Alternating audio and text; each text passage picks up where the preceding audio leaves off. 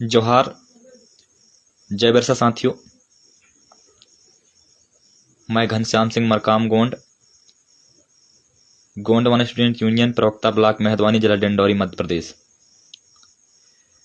साथियों, जैसे कि आप सभी लोग जानते हैं कि आज मध्य प्रदेश ही नहीं बल्कि पूरे भारत देश के अंदर किस तरह से आदिवासियों के ऊपर अन्याय, अत्याचार एवं हमारे बहन बेटियों के साथ बलात्कारें हो रही है साथियों, जो किसी भी कंडीशन में रुकने की नाम नहीं ले रहे। आप सभी लोग जानते हैं। इसी बीच आज मणिपुर की एक घटना है जो सारी मानव जाति को शर्मसार कर देने वाली घटना है साथियों, दिल दहला देने वाली घटना। आप सभी ने सोशल मीडिया और मीडिया के माध्यम से देखा हो कि मणिपुर के अंदर किस तरह से दो आदिवासी बहनों को निर्वस्त्र करके उनके साथ सामूहिक बलात्कार करके उन्हें रोड में किस तरह से जुलूस निकाला गया, किस तरह से रोड में घुमाया गया साथियों, बहुत ही निंदनीय है। सारी मानव जाति को शर्मसार कर देने वाली घटना है साथियों। और इस देश की सत्तासीन सरकारें जो है अभी तक चुप्पी साधी बैठे हैं। उस मामले में किसी भी तरह से किसी भी प्रकार की प्रतिक्रिया नहीं दे रहे हैं साथियों। ये बहुत निंदनीय है। यह जो घटना है, आज तक आदिवासियों के ऊपर इतने बड़े बड़े अन्याय अत्याचार हुए हैं, लेकिन यह घटना साथियों आज उन महिलाओं के साथ जिस तरह से बर्बरता की गई है, बहुत ही निंदनीय है साथियों। आज तक ऐसे 75 आजादी के 75 साल के इतिहास में आज तक ऐसी घटना नहीं हुई है। लेकिन आज इस देश में जिस आदिवासी को इस देश का मालिक कहा जाता है, लेकिन उसी आदिवासी के साथ आज किस प्रकार से अन्याय अत्याचार हो रहा है साथियों। कहीं उस समाज के साथ खुलेआम उनके ऊपर पेशाब किया जाता है, कहीं उनके बहन बेटियों के साथ बलात्कारें होती है, निर्वस्त्र करके रोडों में घुमाया जाता है। साथियों, क्या लगता है कि आज आप लोग आजाद भारत में क्या आजाद हो? बिल्कुल नहीं साथियों। आज देश आजाद हुआ है, आप इस देश के मालिक आजाद नहीं हुए हो। आप साथियों गुलामों के भी गुलाम हैं। आज आप लोग देख रहे हैं कि किस तरह से जो है हमारे समाज के साथ इस प्रकार से निर्मम तरीके से अमानवीय कृत्य किया जाता है। और देश की जो सत्ता व्यवस्था है, शासन व्यवस्था है, न्याय व्यवस्था है, किस तरह से लाचार पड़ रही है। मैं मणिपुर के प्रदेश सरकार एवं केंद्र की सरकार को कहना चाहता हूं कि आप लोगों को इसी वक्त इस्तीफा दे देना चाहिए, क्योंकि किसी देश में इस तरह से अमानवीय कृत्य नहीं होता। आपसे न्याय व्यवस्था नहीं संभल रही है, कानून व्यवस्था नहीं संभल रही है। आज अपराधियों के हौसले जो है इतने बुलंद हो गए हैं कि किसी भी हद तक जा सकते हैं। और साथियों, आप सभी लोग जानते हैं आज देश के अंदर आदिवासी राष्ट्रपति बनकर बैठी है। आप सभी लोग जानते हैं, एक महिला है। लेकिन आज उसी समाज के महिलाओं के साथ किस प्रकार से बर्बरता की गई है मणिपुर के अंदर, लेकिन महामहिम राष्ट्रपति जी अभी तक किसी भी प्रकार से प्रतिक्रिया नहीं दे रहे हैं। और मैं उन समाज के गुलाम नेताओं को कहना चाहता हूं जो जिस समाज के आरक्षण से, जिस समाज के जाति प्रमाण पत्र से आज तुम लोग विधायक बन रहे हो, सांसद बन रहे हो, मंत्री बन रहे हो, जो कुछ भी बन रहे हो, आज उस समाज के आरक्षण के बदौलत बन रहे हो, लेकिन आज उस समाज में अन्याय अत्याचार के खिलाफ एक शब्द नहीं बोल रहे हो। उस व्यवस्था के खिलाफ, सरकार के खिलाफ एक शब्द नहीं लिख पा रहे हो सोशल मीडिया में।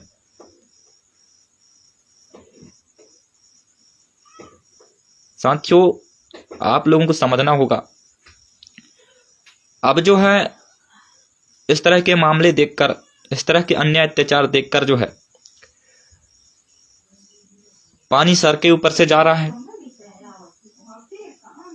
ऐसा लग रहा है कि अब हमारे समाज के युवाओं को, हमारे समाज के समाज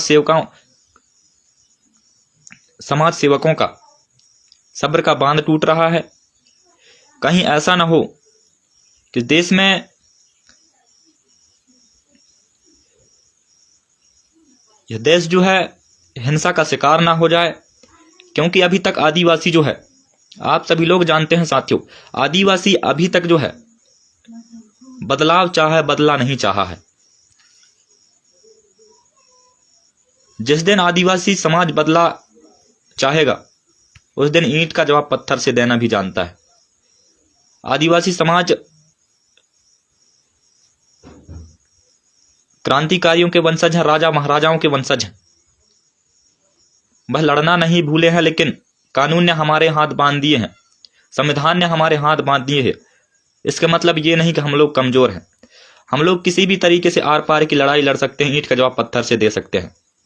इसलिए मैं शासन और प्रशासन को ये चेतावनी देना चाहता हूं कि ऐसे कृत्य करने वालों के ऊपर कड़ी से कड़ी कार्रवाई करें, अन्यथा हम लोग अब हमारे समाज में जिस तरह से अन्याय अत्याचार होता है, पानी सर के ऊपर से जा रहा है, कहीं सब्र का बांध न टूट जाए, कि देश हिंसा का शिकार न हो जाए।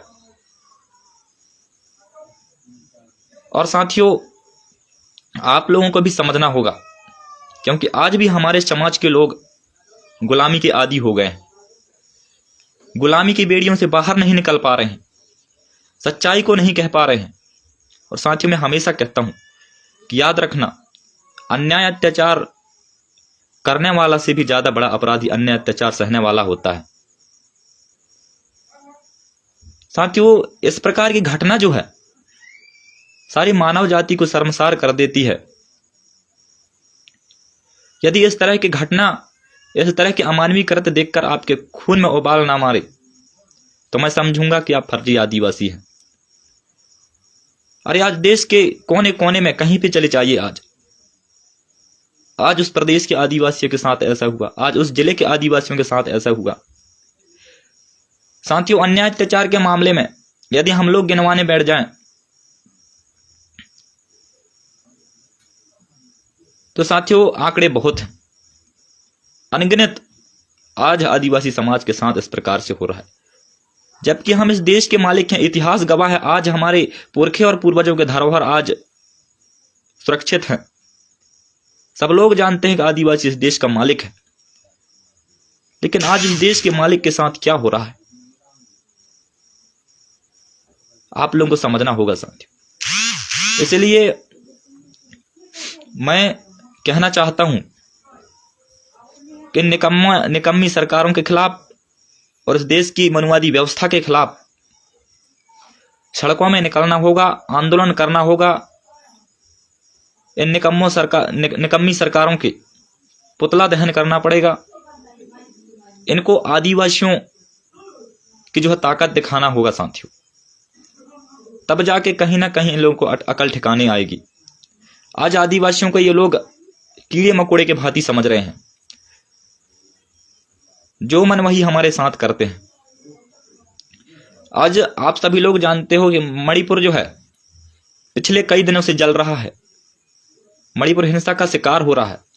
वहां पर भाजपा की सरकार है, लेकिन सरकार जो है किसी भी तरह से न इस्तीफा देंगे, न किसी भी तरह से जो है प्रदेश जिस तरह से हिंसा का शिकार हो रहा है उसमें प्रतिक्रिया दे रहे हैं। और आज वहीं मणिपुर में 2 आदिवासी बहनों के साथ किस प्रकार से बर्बरता की गई है, आप लोगों ने देखा होगा साथियों वीडियो। वह वीडियो बहुत ही निंदनीय है, वीडियो भी बनाया गया, वायरल भी किया गया। वहां के सरकार के द्वारा बताया जा रहा है कि यह घटना जो है 4 मई की है और 18 मई को इनके ऊपर FIR हो गई है, लेकिन अभी तक यह मामला दबा क्यों रहा? और पिछले 2 महीने से मणिपुर में इंटरनेट बंद रहा है। साथियों, इंटरनेट बंद होने के कारण जो है ये मामले सामने नहीं आ पा रहे हैं। इससे पहले भी कई प्रकार के मामले हुए होंगे। तो मैं सभी से कहना चाहूंगा कि इन निकम्मी सरकारों के खिलाफ, इस व्यवस्था के खिलाफ आपको लड़ना होगा, सड़क में उतरना होगा साथियों, क्योंकि आज हमारी आवाज संसद और विधानसभा तक नहीं पहुंचती भी है, लेकिन साथियों गुलाम नेताओं के भरोसे, जो वहां पर उनके गले में कुत्ते का पट्टा बांध दिया जाता है, वो एक शब्द भी नहीं बोलते। क्योंकि साथियों हमारा ही खून जो है सांसद बन के जाता है, विधायक बन के जाता है, लेकिन आदिवासियों के हक अधिकारों के प्रति एक शब्द नहीं बोलता। ये बहुत ही निंदनीय है साथियों। इनको अब आप सभी लोग जानते हैं कि अब चुनाव का समय आ रहा है। आदिवासी क्षेत्रों में ऐसे गुलाम नेताओं को घुसने भी नहीं देना है साथियों। जूते चप्पलों के हार से इनका स्वागत करना है, क्योंकि इन्हीं गद्दारों के कारण जो है आज हमारे समाज के साथ इस प्रकार अन्याय अत्याचार होता है। दिनों दिन हमारे साथ अन्याय अत्याचार होता है, हमारे बहन बेटियों के साथ बलात्कारें होती है, लेकिन ये मामले जो है साथियों रुकने के नाम नहीं ले रहे हैं। इसलिए मैं देश की व्यवस्था, देश की सरकार से कहना चाहता हूं, प्रधानमंत्री नरेंद्र मोदी जी से और गृह मंत्री अमित शाह जी से कि आपको इस्तीफा दे देना चाहिए, क्योंकि आपसे जो है कानून व्यवस्था संभल नहीं रही, कुर्सी संभल नहीं रही है। आज अपराधियों के हौसले जो है साथियों इतने बुलंद हो गए हैं, ये बहुत निंदनीय है साथियों। और एक बात और मैं आप लोगों को बता दूं कि आज साथियों 9 अगस्त की तैयारी में, विश्व आदिवासी दिवस की तैयारी में सारा समाज लगा है, पूरा समाज लगा है, लेकिन साथियों किस आधार पे आप खुशी खुशी आप 9 अगस्त जो विश्व आदिवासी दिवस है उस मनाओगे? किस आधार पे मनाओगे? आप लोगों के बहन बेटियों के साथ इस प्रकार से अन्याय अत्याचार हो रहा है, खुलेआम निर्लजता की जा रही है। आप सभी ने साथियों यदि वीडियो देखा होगा तो आप अपने आंसू नहीं रोक पाए होंगे। इसलिए 9 अगस्त विश्व आदिवासी दिवस में जो साथियों फालतू समय बर्बाद ना करके अपने समाज को, अपने क्रांतिकारी महापुरुषों का इतिहास बताएं, उनके हक अधिकार बताएं, संविधान में उनके क्या क्या अधिकार हैं, ताकि समाज जो है अपने हक और अधिकार की लड़ाई अपने पैरों पे खड़ा होकर लड़ सके, किसी गुलाम नेता के भरोसे ना बैठे। इसलिए मैं बार बार कहता हूं कि विश्व आदिवासी दिवस को इस तरह से मनाओ कि देश के हर एक आदिवासी के पास उनके हक अधिकार की जानकारी पहुंच सके, उनके महापुरुषों का इतिहास पहुंचे। क्योंकि आज साथियों हमारे महापुरुषों को हम लोग नहीं जानते, हमारे क्रांतिकारी महापुरुषों को हम लोग नहीं जानते, जिनके बदौलत आज हम लोग आजादी के साथ 2 शब्द बोल पा रहे हैं। उनके कुर्बानियों की बदौलत आज हमारे पास भले ही खपरे के घर हों, 5-5, 10-10 एकड़ जमीन हो, उन महापुरुषों की कुर्बानियों की बदौलत है।